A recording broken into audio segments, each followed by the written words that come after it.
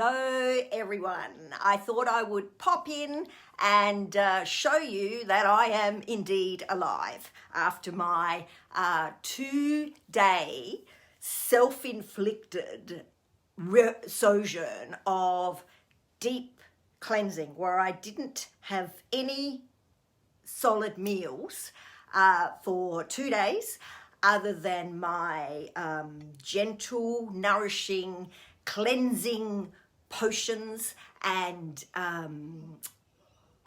powders. I was feeling crap.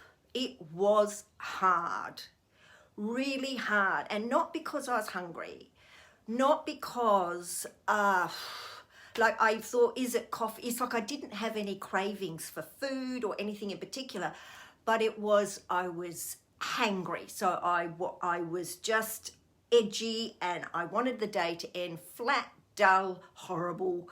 And I thought, well, I thought it might be helpful just to share, I guess, a few insights that have come because regardless of how I felt, the discomfort that I felt yesterday, why didn't I just flick the fuck it button and go and eat something or drink something or have a coffee or say, I'll do it next time. 1 day's enough. I'll do my 2-day next time. Why did I stick to it? Because this is important, and this is also important because I'm 10 days into a 30-day health reset on my journey to my May 30 half marathon goal, where I plan to be in absolute peak performance and make that one run my best ever half marathon. And I am definitely on track, right, for that. And how do I know that? One, I'm measuring things. I've got a specific time goal, I've got a specific fitness goal, and I am measuring the things that pertain to that. Now, as a side benefit of doing this health program, I actually have dropped another 2 kilos in this 11 days. And that is also going to play into how well I perform endurance-wise on the day. But that is by the by. But what occurred to me is I really was in a great deal of discomfort mentally, emotionally, just that icky feeling of what the hell am I doing? What the hell am I doing? And the things that kept me solid and kept me committed were some intangible things that I think is important to talk about because it might help you if you're watching this and you are wanting to achieve a goal. Maybe you have been setting goals and not achieving them. Maybe you haven't been setting goals at all because you gave up long ago because nothing's ever really worked. You've never really stuck at anything and life always gets in the way. Life always has a way of getting in the way. That's called being human, and our brain plays tricks on us. Our brain doesn't want us to change. Our brain doesn't want us to get better. It wants us to feel safe. It wants us to go and comfort eat. It wants us to stay in status quo. Now, so when we want something to be different, we've got to create disruption, whether that's on a health basis, whether it's a business basis, the principles are the same. But the 3 things, the intangibles that helped me to stay on track was 1, an absolute dogged commitment to the goal.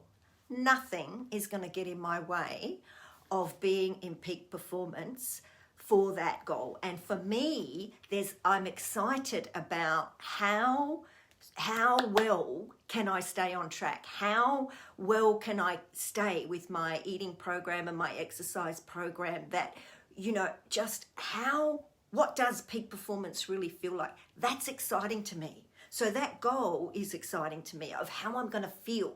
Yes, the time goal I'm going for is exciting as well, but I'm not doing this specifically for the time goal. It's more about what I'm going to feel on the day after having made this commitment over this last couple of months. So 1, have a goal that really excites you. And the second thing is that I am surrounding myself with people in 2 spheres. I have 2 communities that are supporting me. I have my running and and training, coaching community with the Can2 Foundation, where we're all getting up and running at 6 in the morning. We're all doing those hilly 18-kilometre runs. We're all doing the sprint training. So I have that running community. And I have other women in there of all shapes and sizes and ages, all with all their goals and their plans of how they're going to achieve their best performance on the day as well. So we have a like-minded community that we're working together on a twice weekly basis, and that absolutely keeps me on track from the physical side. I also have a daily program of things I do that has been supplied by that community coach. The second community I have is in my health and wealth creation team, and that is where I get not only the opportunity to share my experiences of this journey with other men and women who are on this 30-day health reset, cleansing, nourishing, releasing through our nutrition program, but I have that community of people where I am being a participant and supporting, but I'm also experiencing leadership and coaching from that community that is keeping me strong.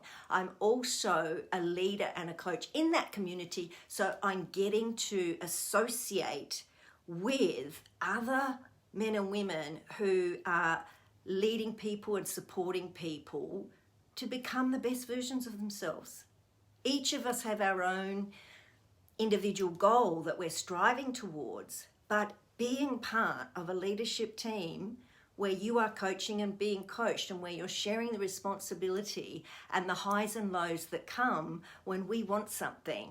Often one of the challenges I find with being a leader is wanting something for someone else more than they want it for themselves, or having belief in someone else and seeing how little belief they have in themselves, or seeing their belief in themselves whittle away and seeing them give up on their goal, and suddenly the excuses and life and other things become important, and the shutters come down, the ghosting happens, the no responses to messages, no response to support. Now, this is all part of handling leadership. This is all part of how important it is that we are role models by example, and that's why we have to have our personal goals for our personal growth, because there's always going to be disappointments along the way.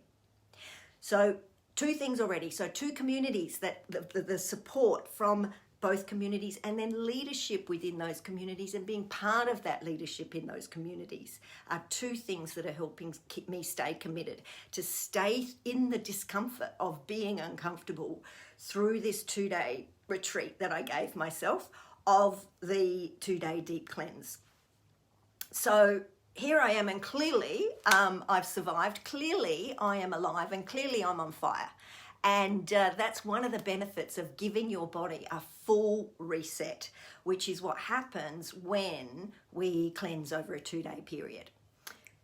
The third thing, most important thing, equally as important as the community aspect, is accountability. Who are you accountable to? Do you have people that you have shared your goals with and that you talk about your progress and your results with and stay accountable to? And this is a weekly plug-in, at least weekly, if not every few days. And it can be as simple as setting up a conversation thread in a text, in a message, where you are simply asking 2 people to be available to listen to you, share your goals and share your progress and share the excuses that you come up with. Because when you have to commit to someone else, then this is what is going to give you that reality check of what is really going on in here. What is your self-talk? What are you believing? And what are you losing belief in? What are you stopping believing? Because when we give up on our goals, we're really giving up on our belief in ourselves to achieve those goals. So I'm going to leave you with that. 3 things. Definitely find your people, find your tribe, find your community of like-minded people. Become a leader in that community. Stand up, step up. do something for yourself that's going to add value to others as well, and see how that impacts you and how that then helps you stay committed to your goals, because it's no longer just about you, right? You're being watched, you're being observed, you're being followed, because when people feel, they follow. So be excited and be committed to something that you want to be working on and working towards.